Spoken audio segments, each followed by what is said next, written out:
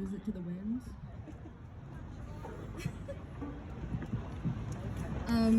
Thank you so much for inviting me here to speak today. Thank you all for coming out on a weekday. That can be difficult.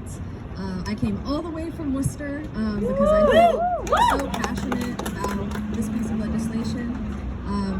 As stated in my introduction, I became an advocate for sex education out of necessity as a 15-year-old transgender youth.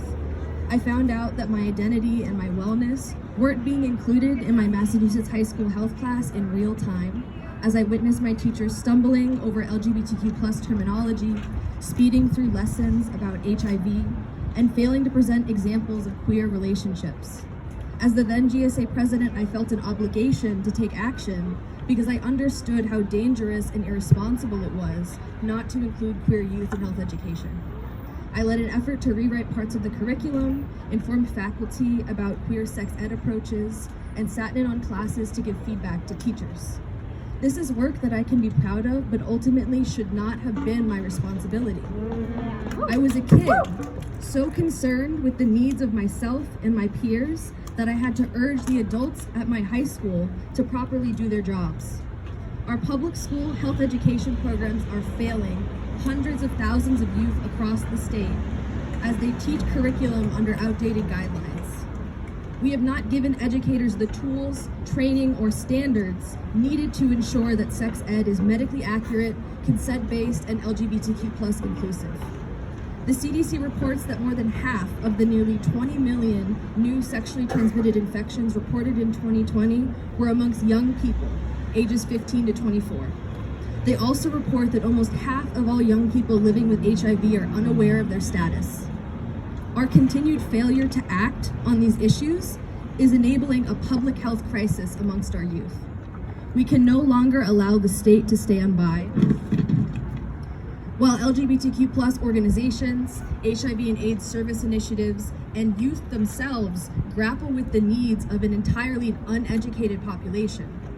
When we empower youth with the information and tools needed to care for themselves, they are equipped to make healthier decisions and develop the lifelong skill of managing risk in relation to their own safety and wellness. Consent education is a direct preventative measure for sexual assault. Healthy relationship models are a preventative measure for abuse and domestic violence. LGBTQ+ inclusion is suicide prevention. I cannot stress enough that proper health education saves lives. Woo! In a world full of misinformation, difficult decisions, peer pressure, attacks on reproductive rights, and a complicated medical system, the education provided under the Healthy Youth Act will build healthy adults. As we prepare youth for the world, they are entitled to this knowledge.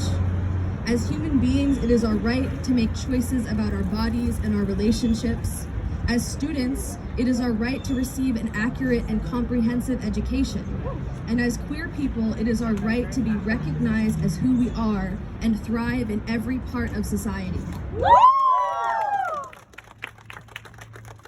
It's increasingly apparent through the actions of local organizations like Youth for Sex Ed that Massachusetts youth are hyper aware of the urgency around this issue.